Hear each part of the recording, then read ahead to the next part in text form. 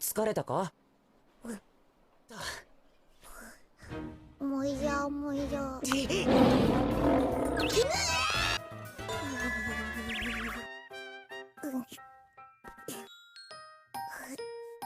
しょ。Halo kawan-kawan semua, gimana kabarnya? Sehat? Luar dalam sehat? Kali ini saya akan menceritakan perjalanan hidup dua orang kakak beradik dalam sebuah anime yang berjudul School Babysitter atau Gakuen Babysitter. Di awal cerita kita diperlihatkan dua orang kakak beradik yang sedang memperhatikan denah untuk mencari ruangan kepala sekolah di sekolah Morinomiya. Si kakak bernama Ryuichi dan si adik bernama Kotaro.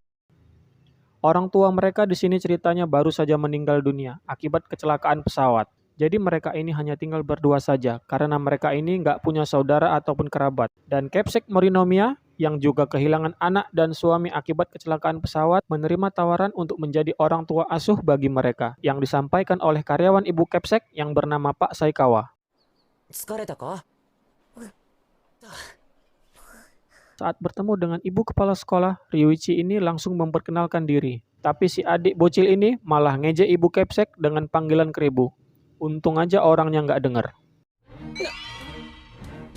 Moya moya. Kemudian ibu Capsek dengan tegas langsung menyampaikan bahwa di dunia ini nggak ada yang gratis. Wong kencing aja bayar kok ya. Maka dari itu, sebagai ganti dari fasilitas dan kebutuhan yang akan diberikan pada Ryuichi, dia diharuskan untuk menjadi babysitter atau pengasuh anak dari para guru yang bekerja di sekolah Morinomiya ini. Setelah itu, Pak Saikawa menunjukkan ruangan penitipan anak di mana Ryuichi akan menjadi pengasuh anak nantinya. Ryuichi pun memperkenalkan diri sama para bocil ini, dan tentu saja para bocil ini takut sama orang asing dan berlindung di balik pengasuhnya yang sedang tidur. Dia ini bernama Usaida. Para bocil ini kemudian disuruh untuk memperkenalkan diri mereka masing-masing. Di sini ada Taka, Kirin, si kembar Takuma dan Kazuma, dan Midori. Karena jam kerja Usaida sudah habis, dia pun pamit karena sekarang adalah giliran Ryuichi untuk jaga para bocil.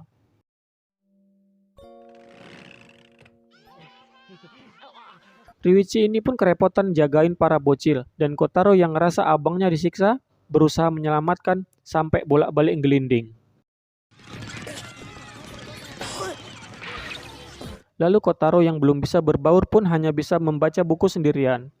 Kasiannya lah kau dek, mandiri sebelum waktunya. Kemudian tibalah waktu para bocil untuk pulang karena sudah dijemput oleh ibu mereka. Di sini ada Yayoi ibunya Kirin, Yukari ibunya Midori, dan Umi ibunya si kembar.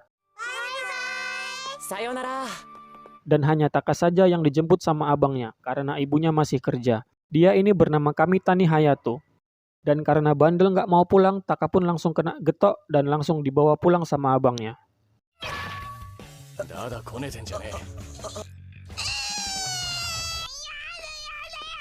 Saat semuanya sudah pulang, disinilah Ryuichi baru sadar kalau dari tadi sebenarnya Kotaro ini udah nggak enak badan. Tapi dia pura-pura sehat supaya nggak mengganggu kerjaan abangnya.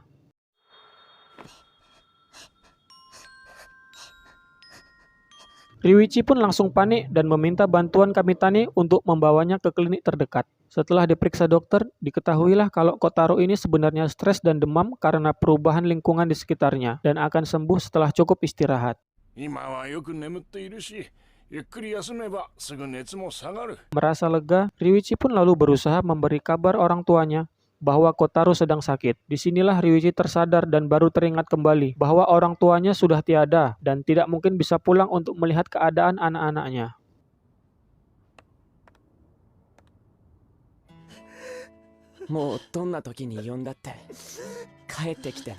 Kepala sekolah pun datang menenangkan Ryuichi dan diketahui bahwa saat proses pemakaman orang tuanya, Ryuichi ini nggak menangis karena masih beranggapan bahwa orang tuanya suatu saat nanti akan pulang. Ibu Capsek memberi semangat pada Ryuichi dan menyuruhnya untuk tegar karena dia itu nggak sendirian dan menyuruhnya untuk menemani adiknya yang sakit.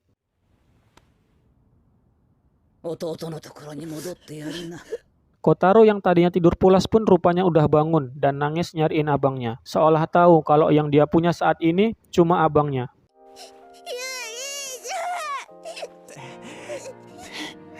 Saat mereka tidur, terlihat ibu Capsek yang datang menyelimuti Ryuichi dan Kotaro, pertanda kalau dia menyayangi mereka kayak anaknya sendiri. Pagi hari pun tiba.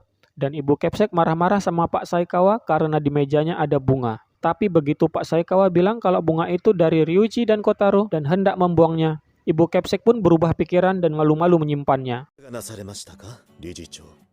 うるさいね、気が変わったんだよ。 Hari pertama Ryuichi bersekolah pun tiba dan dia sekelas sama Kamitani. Di lain sisi, Kotaro juga sudah mulai bisa berbaur dengan lingkungan barunya. 一緒に見るか。 Keesokan harinya Ibu Kepsek pagi-pagi buta udah nyuruh Ryuichi bangun dan bersiap-siap untuk berangkat sekolah karena dia sudah menyiapkan seragam baru untuk Ryuichi dan Pak Saikawa ini sudah menyiapkan sarapan dan bontot untuk Ryuichi. Seperti biasa kalau nengok Ibu Kepsek, Kotaro ini langsung ngejek dia keribu dan langsung diancam kalau nanti dia bakal dibuat keribu juga kalau ngejek-ngejek lagi. もいじゃもいじゃ。今度行ったらあんたも同じ頭にしてやるよ。 Ryuichi pun bersiap berangkat sekolah dan menitipkan Kotaro di tempat penitipan anak selama jam pelajaran sekolah. Dan dia berpamitan dengan Kotaro. Tapi rupanya Kotaro CS ini malah diam-diam ngikutin Ryuichi yang mau masuk kelas. Sampai teman-temannya mentertawakan dirinya. ここにみんなも。小太郎が来たそうだったからついてきてやったんだよ。 Mereka pun kemudian mendapat teguran dari murid peringkat 1 di kelas unggulan karena membuat keributan. Sampai membuat para bocil ini ketakutan dan menangis. Dia bernama Inomata. Ryuichi kemudian minta maaf dan membawa para bocil pergi dengan bantuan Kamitani. 悪いけど連れて戻るのを手伝って。わかった。 Setelah mereka sampai di tempat penitipan anak, Kamitani pun langsung menjita Usaida karena cuma molor aja bukan yang jagain para bocil. Nggak lama Inomata rupanya juga datang karena dimintain tolong sama ibunya Kamitani untuk nganterin bontotnya yang ketinggalan. Tiba-tiba saja Usaida mendadak sakit perut dan minta tolong agar Inomata dan Ryuichi menjaga para bocil selama dia pergi ke UKS bersama Kamitani. の面倒見てて、お願い。ちょ。頼んだよ。 Saat Inomata berusaha membantu Ryuichi, dia malah membuat para bocil ini menangis dan ketakutan, sehingga membuatnya angek sama Ryuichi dan sedih sendiri. Di sini kita mengetahui jika Inomata ini hanya bisa belajar saja dan tidak pandai bergaul. Jadi dia ini iri dan ingin jadi kayak Ryuichi yang bisa akrab sama para bocil-bocil ini. Tapi waktu Inomata nangis, para bocil malah mendatanginya karena mereka merasa bersalah dan minta maaf.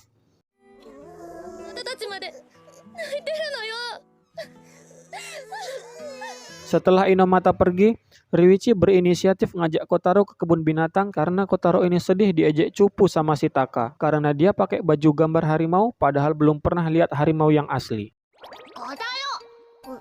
お前そんな服着といて本物の虎み。 Taka pun kena jitak sama abangnya karena mulutnya yang ember. 明日な、鹿島。 Tapi para bocil lain malah minta ngikut ke kebun binatang bareng sama Ryuichi dan Kotaro. Ryuichi pun akhirnya meminta izin sama Ibu Kepsek dan saat akan pergi ternyata Kotaro udah nggak sabar dan udah nungguin di depan pintu. じゃあそろそろ行こうかコタ。Halo? Sesampainya di kebun binatang, para bocil pun melihat-lihat binatang yang ada. Seperti gajah, jerapah, burung flamingo, kuda lumping, udah ding itu aja. Dan saat mereka tiba di kandang harimau, para bocil ini lari ngeciput ketakutan. Cuma si Kotaro aja yang nggak lari. Bukan karena berani, tapi karena saking takutnya sampai nggak bisa ngapa-ngapain lagi. Kemudian waktu ngelewatin kandang domba, Kotaro ini malah bilang itu mirip sama Ibu Kepsek. Dan koplaknya Usaida sama mamak-mamaknya para bocil ini malah setuju pula itu bro. Nggak ada akhlak mereka ini. もじゃもじゃ、ばいちゃん。 Lalu saat mereka semua lagi membeli souvenir, tiba-tiba saja Taka menghilang karena mengejar orang asing yang dikira adalah abangnya.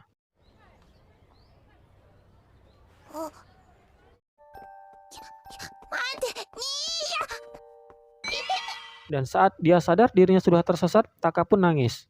Untungnya Kamitani ini datang tepat waktu dan mereka pun pulang dari kebun binatang dengan selamat.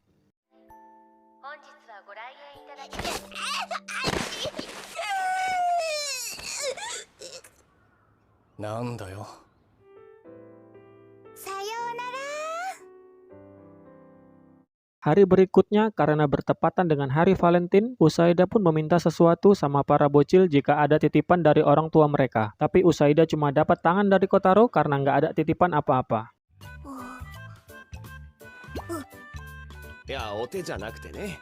Di kelasnya Ruichi dan Kamitani, semua murid sedang saling menanyakan coklat yang mereka dapatkan. Tapi mereka nggak dapat apa-apa karena di sekolah Morinomiya ini tidak boleh memberi atau membawa coklat saat hari Valentine. Sementara di kelas unggulan, yaitu kelasnya Inomata, dia didatangi oleh murid pria yang cukup populer di kalangan ciwi-ciwi. Dia bernama Yagi. Yagi ini menanyakan tentang klub pengasuh anak karena dia ingin bergabung. Tapi Inomata yang jutek dan galak ini nggak mau ngasih tahu dan nyuruh Yagi untuk cari tahu sendiri. Singkat cerita, Yagi ini langsung datang ke klub pengasuh anak. Dia pun memperkenalkan diri dan langsung bisa akrab dengan para bocil. Dan saat dia akan menyentuh Kotaro, tiba-tiba saja Inomata datang karena mendengar kabar bahwa Yagi ini orangnya aneh kalau ngelihat anak-anak. Rupanya keanehan si Yagi ini dia itu mimisan kalau ngelihat anak yang imut.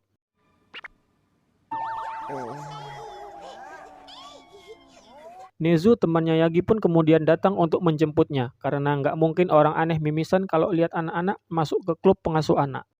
ほら行くぞ。中吉。お騒がせしました。 Keesokan harinya saat jam pelajaran olahraga, Ryuichi dihampiri oleh Usaida yang sedang membawa para bocil ini jalan-jalan. Namun, tiba-tiba saja si kembar Takuma menghilang dan terlihat digendong oleh orang asing. Kamitani yang melihat itu pun langsung menyambit orang itu pakai sepatu. Rupanya orang asing tersebut adalah ayahnya si kembar Takuma dan Kazuma. Ryuichi dan Kamitani pun minta maaf karena sudah salah sangka dan main sambit aja.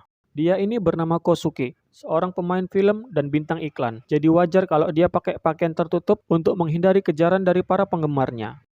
Dan saat Kosuke ingin bermain bersama anaknya, Kazuma ini malah nangis ketakutan. Karena Kosuke ini ceritanya udah 6 bulan kerja terus.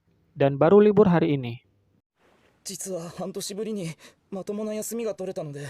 半年ぶり。 Walah bang, janganlah sampai anak lupa sama bapaknya. Kemudian atas saran dari Ryuichi, Kosuke berusaha memperbaiki hubungannya dengan Takuma dan Kazuma. Mulai dari main gendong-gendongan, kuda-kudaan, main angkat-angkatan, kereta api-kereta-apian, pedang-pedangan. Tapi semuanya gagal karena Kazuma tetap saja takut dengan Kosuke. ね、ほら、怖くないよ。到着。乗ってください。 Kosuke yang sudah putus asa lalu memutuskan untuk pulang. Namun di tengah perjalanan, tiba-tiba saja Takuma dan Kazuma memanggilnya dan mengajaknya main. Papa, isyanya asobo. Rupanya penyebab anak-anaknya takut itu adalah si mama ini yang suka muter film yang dibintangi oleh Kosuke, tapi perannya itu sebagai penculik. Ya wajarlah kalau si anak pada takut. Mamanya aja yang koplak. Cerita pun berlanjut. Saat ini, Ryuichi udah jadi anak SMA dan dia sedang mencoba menempel poster untuk merekrut anggota baru untuk membantunya di klub penitipan anak. Karena nggak ada tempat untuk menempel poster, Usaida mengusulkan untuk berkeliling sekolah untuk merekrut anggota baru. そんじゃ今日のお散歩はよその部活の見学にでも行ってみますか。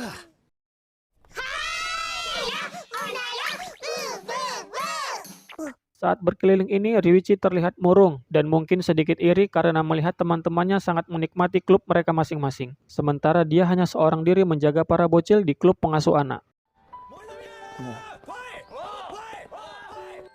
楽しそうだな。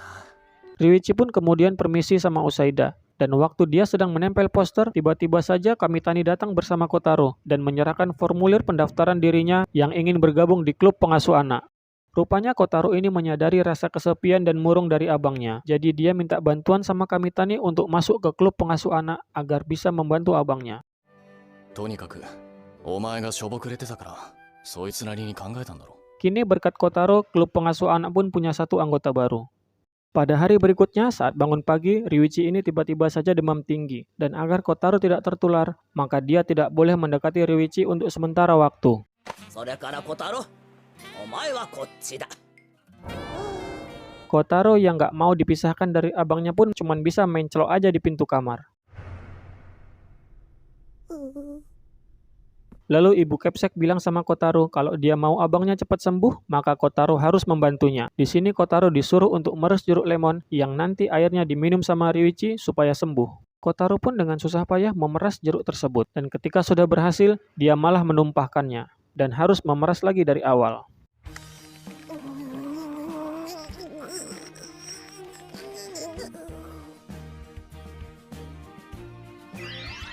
Pada saat Ryuichi tertidur, dia pun bermimpi buruk di mana kedua orang tuanya yang sudah tiada hendak membawa Kotaro pergi.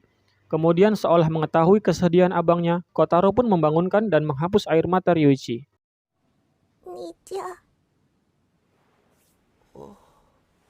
Ryuichi lalu meminum air perasan jeruk yang dibuat oleh Kotaro dan berterima kasih pada Kotaro dan juga pada Tuhan karena tidak membiarkan Kotaro pergi bersama kedua orang tuanya. Setelah selesai memberikan obat pada Ryuichi, ibu Kepsek pun kembali mengajak Kotaro untuk pergi keluar kamar supaya nggak ketularan. Tapi Kotaro bingung, katanya kalau udah minum air jeruk abangnya sembuh, tapi kok masih harus keluar kamar? Karena ngerasa dibohongin sama omongan ibu Kepsek, Kotaro pun kemudian merajuk di bawah kursi.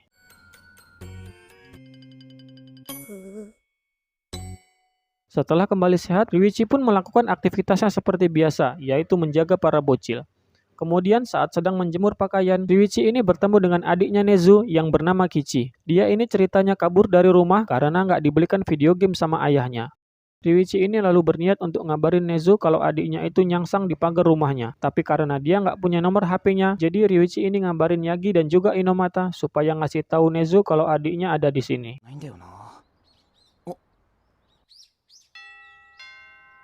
Sambil menunggu Nezu datang, Yagi, Ryuichi, dan Inomata ini pun menasihati Kichi supaya nggak kabur-kaburan lagi dari rumahnya cuma karena nggak dibelikan video game. Yagi ini kemudian memberi nasihat sama Kichi dengan menceritakan masa kecil Nezu abangnya. Waktu itu saat semua kawan-kawannya punya video game, cuman dia aja yang nggak punya. Karena dia itu terlahir dari keluarga dengan perekonomian yang minim dan punya 7 orang adik. Tapi dia ini nggak pernah putus asa dan rajin belajar, supaya bisa membuat video gamenya sendiri. Ya walaupun sampai sekarang Nezu tetap nggak bisa buat video game, tapi dia berhasil menjadi murid terpintar kedua di sekolahnya dan mendapatkan beasiswa. Selain itu, dia juga bekerja paruh waktu untuk membantu perekonomian keluarganya.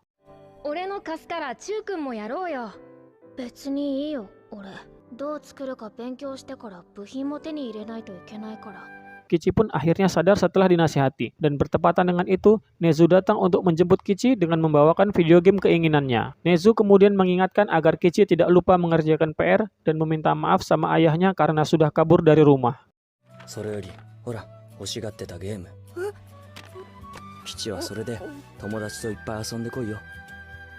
Lalu saat jam pelajaran sekolah, Ryuichi lupa membawa bontot makan siangnya yang ketinggalan di tempat penitipan anak. Kotaro sebagai adik yang baik pun menawarkan diri untuk mengantarkan bontot milik Ryuichi.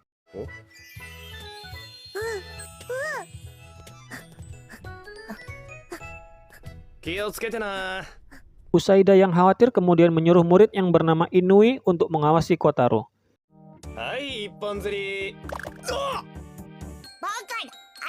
Kotaro yang menemui kesulitan saat menaiki anak tangga ini menolak waktu mau dibantuin sama para murid di sekitarnya, karena dia ingin berusaha dengan kekuatannya sendiri.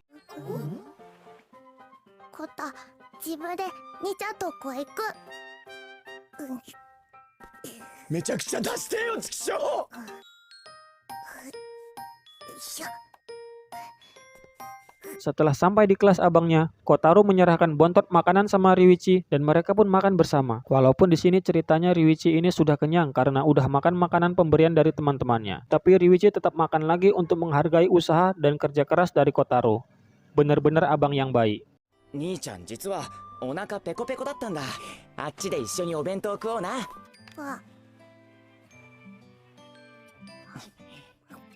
小太郎、初めてのお使い。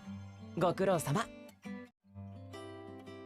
Keesokan harinya di tempat penitipan anak, tidak seperti biasanya si kembar Takuma datang sendirian diantar sama ayahnya karena si kembar Kazuma yang sedang sakit. Mengetahui hal itu, para bocil yang lain pun memberi semangat dan mengajak Takuma untuk mengalahkan penyakit Kazuma agar dia cepat sembuh.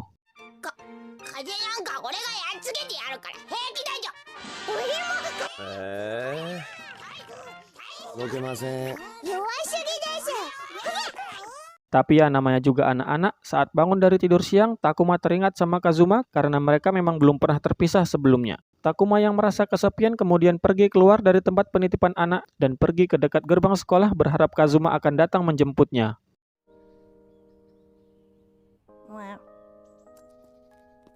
Kotaro yang mengetahui hal itu pun kemudian mencari Ryuichi dan mengajaknya untuk mengejar Takuma. Dan tidak lama berselang, Kazuma yang sudah sehat pun datang bersama ibunya untuk menjemput Takuma. Saking senangnya nengok kembarannya yang sudah sehat, Takuma pun sampai terduduk dan menangis. Dan akhirnya mereka pun pulang bersama.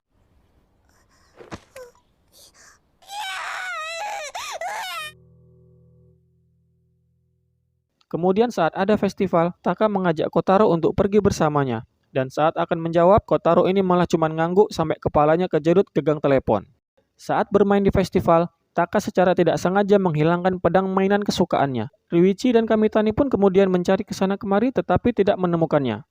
Kamitani pun lalu menawarkan Taka untuk bermain lotre agar dia bisa mendapatkan mainan pengganti pedangnya yang hilang. Dan karena Taka kelamaan mikir, Kotaro pun langsung menarik lotre tersebut dan mendapatkan hadiah mainan yang sama persis dengan pedang mainan Taka yang hilang.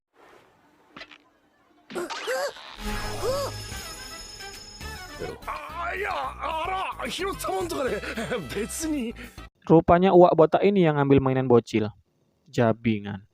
Dan sebagai permintaan maaf, uak botak ini ngasih hadiah berupa celengan berbentuk game yang kemudian diberikan sama ibu Capsek sebagai oleh-oleh. Saat hari libur, Ryuichi dan para orang tua bocil ini pergi berlibur di pantai. Dan ketika Ryuichi sedang bermain air dengan Kotaro, tiba-tiba saja ombak besar datang yang membuat Ryuichi ini kelelep sampai membuat Kotaro ketakutan. Dan mereka pun kemudian hanya bisa bermain pasir di tepi pantai saja. Lalu ketika Ryuichi dan Kamitani sedang berenang di pantai, Kotaro yang melihat Ryuichi menyelam untuk mengambil kulit kerang ini mengira kalau abangnya itu tenggelam. Dan Kotaro yang takut air ini pun kemudian memberanikan diri masuk ke dalam air untuk nyelamatin abangnya. Untung aja di situ ada emaknya Midori yang segera nyelamatin Kotaro.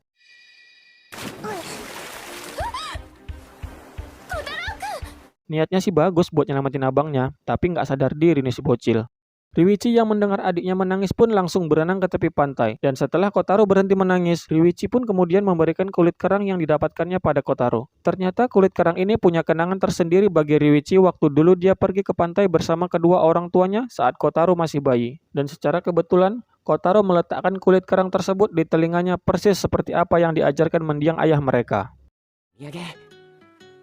Hora.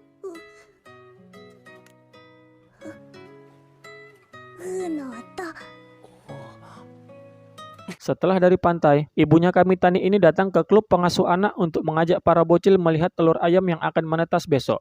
Dan tentu saja para bocil ini pun semangat.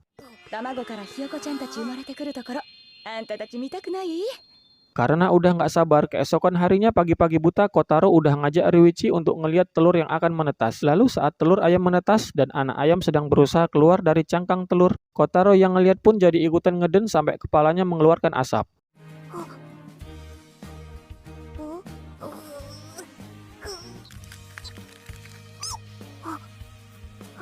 Sepulang sekolah, saat semua telur sudah menetas, anak-anak ayam ini berjalan ngikutin Kotaro karena dikira dia itu adalah induknya.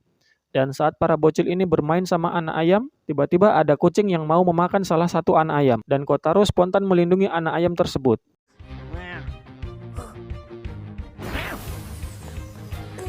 Untung aja di situ ada Kamitani yang langsung nangkep dan ngeluarin si kucing sehingga para bocil bisa lanjut lagi main sama anak-anak ayam.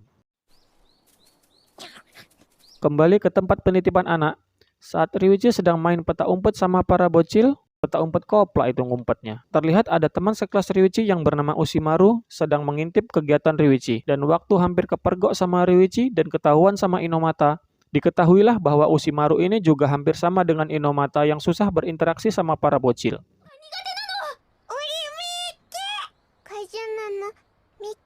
Setelah berkenalan dengan para bocil dan sedikit nasihat dari Ryuichi, Ushimaru akhirnya bisa percaya diri saat berhasil jalan bareng sama Kotaro, meskipun habis itu dia harus pingsan ketakutan karena dikasih serangga sama Kirin. Setelah Ushimaru siuman, para bocil pun ngasih bunga sebagai permintaan maaf mereka. Dan Ushimaru pun berhasil berteman dengan para bocil.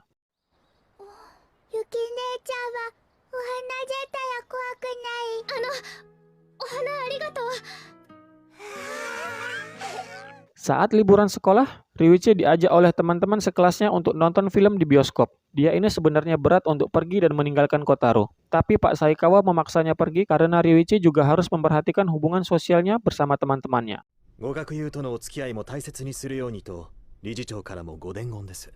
Saat Ryuichi sudah pergi, Kotaro yang awalnya bosan pun akhirnya mau bermain bersama Pak Saikawa. Waktu sedang bermain dengan Pak Saikawa ini, Kotaro secara tidak sengaja menemukan perpustakaan tempat mendiang anak dan menantu ibu Kepsek dulu sering membaca buku. Dan Kotaro pun kemudian minta dibacakan buku cerita sama Pak Saikawa.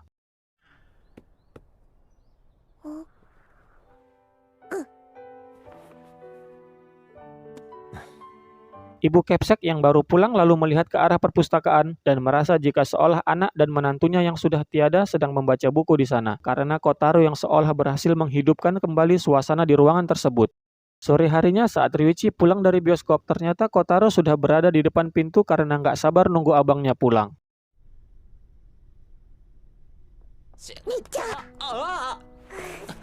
Kotaro? Kemudian saat masuk bulan Desember menjelang Natal, Kotaro yang melihat gambar Santa di mana-mana ini pun sangat terobsesi sama Santa.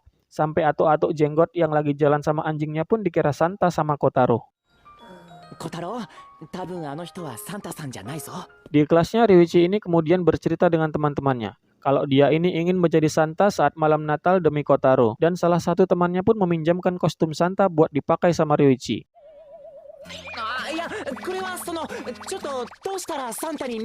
Sesampainya di rumah saat ingin ganti baju pakai kostum Santa, Ryuichi pun kesulitan karena Kotaro yang selalu ngintilin atau ngikutin kemanapun dia pergi. Karena ceritanya ibu Kepsek dan Pak Saikawa sedang pergi karena ada urusan.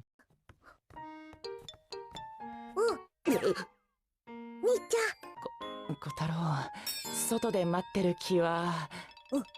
Tapi tiba-tiba bel pintu rumah pun berbunyi. Dan setelah dibuka, Ryuichi dan Kotaro pun terkejut karena itu rupanya adalah kejutan Natal dari teman-teman dan orang tua para bocil untuk mereka, dengan ayahnya Midori yang menjadi seorang Santa.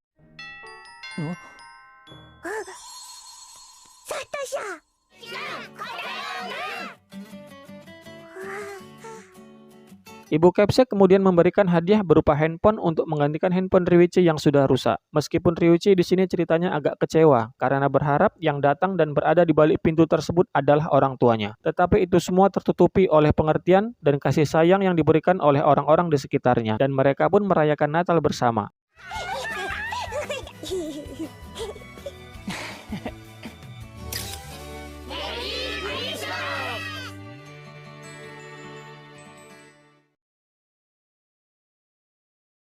Oke kawan-kawan, itulah dia seluruh alur cerita dari Ryuichi dan Kotaro dalam anime yang berjudul School Babysitter. Pesan yang bisa kita ambil dari kisah hidup mereka adalah keluarga itu yang paling utama. Seperti bapak yang satu ini contohnya, dia kerja jadi artis terkenal tapi jarang pulang, sampai kehadirannya pun jadi asing di depan anaknya. Meski walaupun belum separah Bang Toyib yang 3 kali puasa 3 kali lebaran gak pulang, tapi judulnya tetap sama, yaitu jarang pulang. Jika memang kondisi mengharuskan jauh dari keluarga, maka tetaplah saling bertanya kabar dengan memanfaatkan teknologi yang ada seperti handphone untuk telepon ataupun video call. Jadilah kayak Ryuichi sama Kotaro yang mandiri. Walaupun kedua orang tua kita itu masih ada, tapi jangan terlalu bergantung pada mereka. Gantungkanlah hidup kita sama Tuhan yang Maha Kuasa dengan selalu berdoa dan ikhtiar ataupun berusaha. Karena berdoa saja tanpa usaha adalah hampa, sedangkan usaha tanpa doa adalah buta. Itulah pesan yang bisa saya sampaikan dari video kali ini. Sampai jumpa di video berikutnya. Salam sehat luar dalam.